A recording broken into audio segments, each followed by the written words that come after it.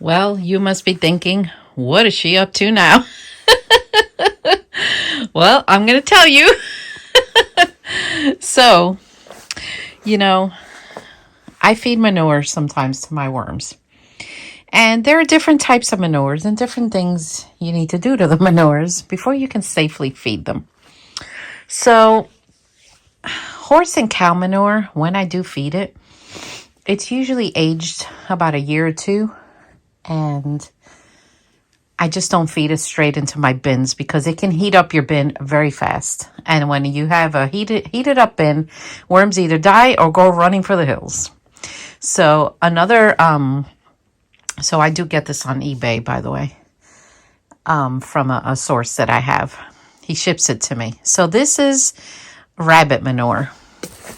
Now, rabbit manure is a cold compost manure, meaning you can put it right away in your bin. You don't have to wait to pre-compost this or anything.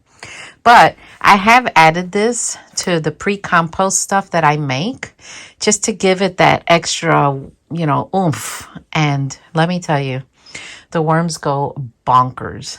But this is another trick that I do that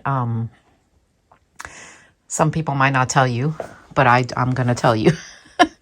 So these are rabbits that they haven't been wormed or anything like that. I always look for people that don't use the chemicals to worm their rabbits because that's the last thing I want to put in my bins. So because this comes from outside, I mean, it could have bugs in it. You don't know. So what I do is I take these steam pans and I bake them. I bake the manure for a couple of hours at 200 degrees and I stir it once in a while. And then that kills any bugs or anything that's in here. So before I feed it to my worms, I also make sure it's 100% cool because you don't want to put anything hot in your worm bin. The last thing you want to do is put things that are hot in here or things that can heat up, like the rice tip I gave you guys, because the worms will go running. And I've had it happen to me. And it was one time, guys, I had a line of European night crawlers headed for the door. And I freaked out. I didn't know what to do. What I did was I got down there and I just started picking them up. And then I realized that there was something wrong with the bin. So don't do it. So this is the rabbit manure. Sometimes it comes in those little balls or marbles or pellets or whatever you call them. And sometimes it comes like partially broken down already, which is okay. So you see, look, right there. That's probably the shell of a bug. I don't know. But anyway, this goes in my baking machine for 200 degrees for a couple of hours. And that's Fahrenheit. And I keep an eye on it. I never leave anything I bake alone. Because, that's the last thing you want is some kind of hazard. And look, it doesn't smell bad. If you've ever visited a barn, it kind of smells like a barn. So, but this is like good quality stuff. And if you have someone local, a kid maybe, that you can get rabbit poop from, go ahead and do it. But remember, at least I bake mine. I don't know what other people do. I haven't asked that question in years from anyone. This is just what I do. And it's worked out for me. See, those strings are like the straw they live in. So I fill up about 2 or 3 of these things. I don't fill it up here because then I have trouble mixing it. I just go about halfway and it does the job. And then when it's completely cool, I store it and I use it as I want to. Sometimes I feed them manure, sometimes I don't. It depends, Worms are very forgiving, especially the Louisiana swamp worms and the red wigglers. They're very forgiving worms. I can't say that about the African night crawlers or the European night crawlers. I think the moodiest ones are the African night crawlers, and then European night crawlers come in second. But nothing we could do about that, right? That's just how they're created. So, are you guys liking the more videos with the like excessive editing? I hope you do. And the commercials, you know, I don't add commercials to my videos. YouTube does that for me. I don't even know where they put them. I don't look. I used to look at that. I don't look anymore. It's time wasted. So this is a channel that, you know, it's family friendly, and I usually don't have naughty words or anything like that. So YouTube advertises. So, but that's how we get paid, you know. So I'm gonna go take care of this, and then when I feed a little bit of this, I'll bring you back. All right, guys. So let's feed this bin some manure now that I have it prepared, and let me go get it. Let's uncover Woodstock. Anytime I work with like a manure like that, rabbit, horse, cow, whatever, goat, I always wear gloves. Even though castings is poop, I don't know why. The other one just grosses me out. So first let's take a look. And they are just going to town on the food scraps. But I'm curious to see what happens if we put manure on the surface. Look at that worm. How freaking cool is that? All right. Maybe we'll do a line here like this. And just let's just see what happens. Let's go like this. Let me see if I could do this with one hand without spilling it all. So I dried it.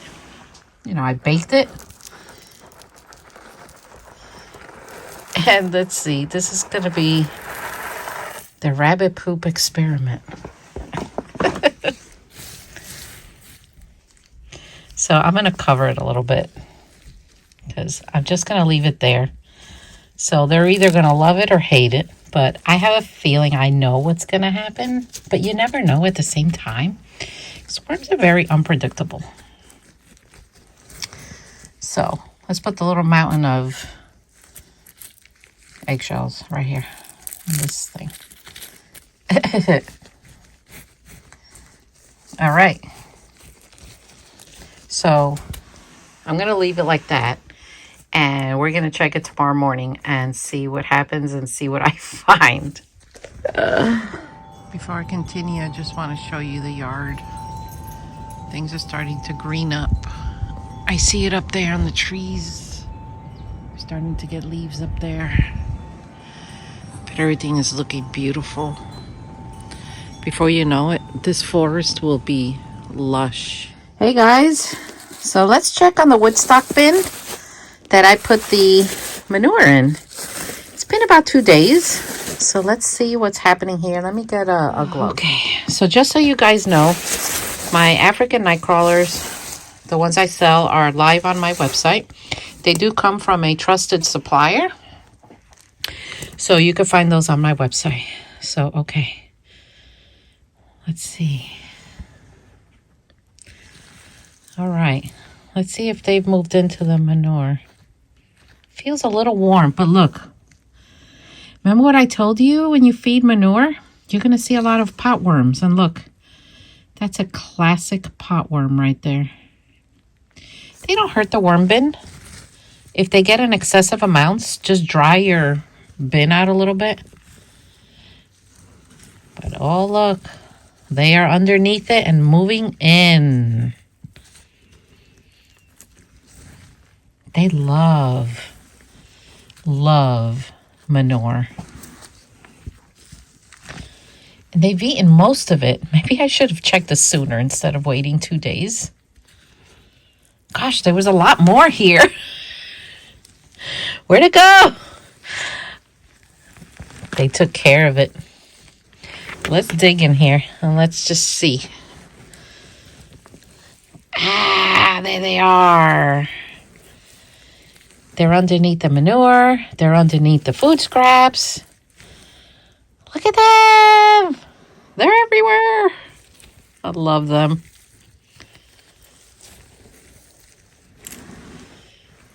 That's a nice African nightcrawler right there. So when you get worms from me, you got to wet them down immediately when they arrive. Do not wait. Put them in your bin and wet them down. Worms dehydrate a little bit on their journey. They just do. All of them. It's just part of the process. So please wet them down. Look how pretty that is. Look at that little pot worm. People think those are baby worms. A baby worm will always have a little hue of pink. It'll never be white like that. I'm going to have to get more food scraps when I go up later tomorrow. They're just devouring this. Or, what do you think of this?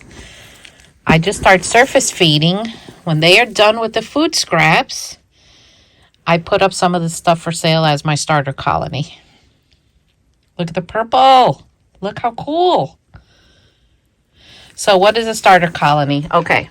It's basically, let's say you order a starter colony. I'm like, okay, someone wants a starter colony from Woodstock. I come in here, I uncover it. I go like this, and I stuff my container with it and ship it to you. So it has worms in it. It has the cocoons in it. It has whatever's living in here will go.